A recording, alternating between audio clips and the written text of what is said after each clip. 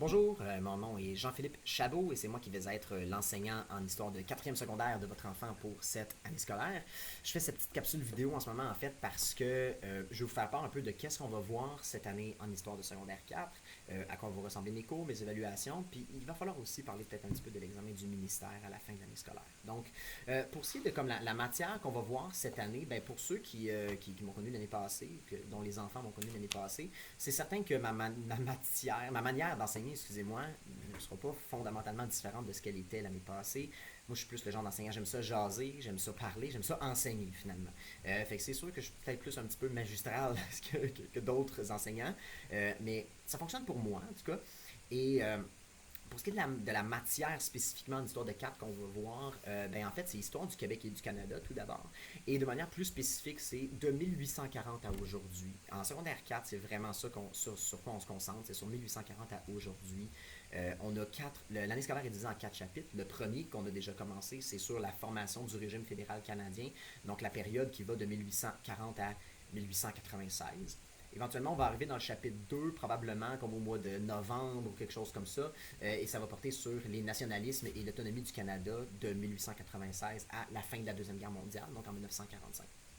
Le chapitre 3, qui va être probablement là, de l'hiver au printemps, ça va être sur finalement la modernisation du Québec et entre autres la Révolution tranquille là, de 1945 à 80. Puis le dernier chapitre avec lequel on va finir l'année scolaire, ça va être sur le Québec, les choix finalement, les différents choix qu'on a à faire dans notre Québec contemporain de 1980 à aujourd'hui.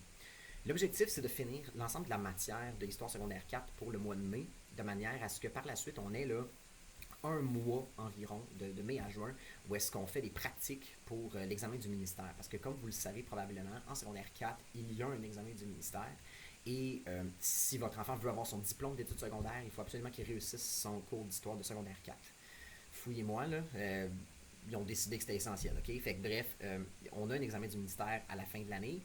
Puis évidemment, mon objectif, ça va être de les préparer le plus aptement, si on veut, à cet examen du ministère-là. Donc, matière idéalement terminée au mois de mai, de manière à ce qu'on puisse pratiquer pendant comme plusieurs semaines avant l'examen du ministère, qui est au mois de juin.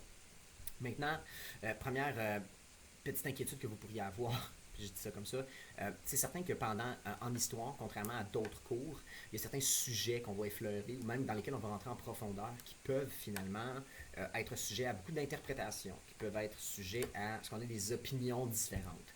Moi, je vais mettre une chose bien au clair, et c'est quelque chose que j'ai déjà dit aux élèves, je leur ai dit dès le premier cours que j'ai eu avec eux. Ça va arriver pendant l'année, très certainement, que je vais leur faire part personnellement, mettons, de mon opinion par rapport à quelque chose qui s'est passé à travers le temps.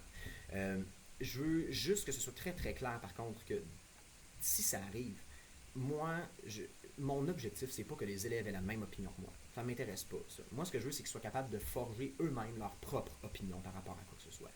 Fait que j'ai aucun intérêt à ce qu'ils pensent la même affaire que moi. Ils vont jamais perdre de points parce qu'ils pensent quelque chose de différent de moi. Ceci dit, je vais pas non plus me gêner de leur dire qu'est-ce que je pense de certaines affaires qui se sont passées à travers le temps, mais je vais toujours, et je dis bien toujours, leur préciser. Ça, c'est mon opinion. T'es pas obligé d'être d'accord avec moi, puis il n'y a aucun problème avec ça. Okay?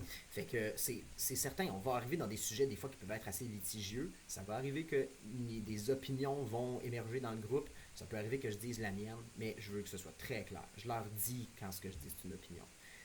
J'ai pas d'intérêt là, à ce que finalement ils prennent ça pour du cash en mon français, puis qu'ils soient évalués là-dessus. C'est pas quelque chose qui m'intéresse du tout.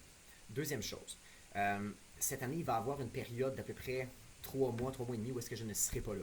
Pour une raison qui est, je crois, très bonne. Ma conjointe est enceinte. On attend un enfant pour le 12 décembre. On ne décide pas la date où est-ce que le bébé sort, mais on attend un bébé pour le mois de décembre. Donc, il va y avoir une période d'à peu près 3 mois et demi où est-ce que je ne serai pas là parce que je prends un congé de paternité et parentale. On ne sait pas encore, on ne connaît pas l'identité de la personne qui va me remplacer, mais c'est certain que deux profs n'ont jamais les mêmes exactement méthodes d'enseignement et les mêmes méthodes d'évaluation. Moi, mon objectif, ça va être de fournir le plus de matériel possible à ce ou cette prof-là qui va me remplacer de manière à ce qu'elle ait le moins de problèmes, puis que les élèves, finalement, soient le moins perdus possible. Je vais fournir tout ce que je peux.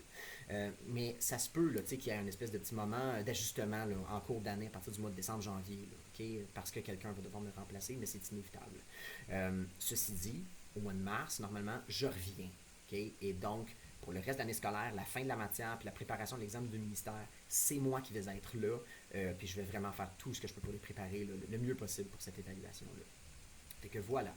Si jamais vous, en tant que parent, vous avez des questions par rapport à la matière, par rapport aux évaluations, par rapport à l'absence inévitable, mon absence de 3 mois et quelques, n'hésitez pas à m'en faire part de toutes ces questions et inquiétudes-là. Je vous conseille en fait de me contacter par Pluriportail. Je l'ouvre à tous les jours quand j'enseigne ici et donc c'est probablement la meilleure manière de me rejoindre, la manière que vous avez le plus de chances que je vous réponde dans un délai qui est raisonnable. Excusez-moi. Donc, n'hésitez pas là, à me contacter si besoin il y a. Sur ce, je vous souhaite une bonne fin de journée et au plaisir de vous voir.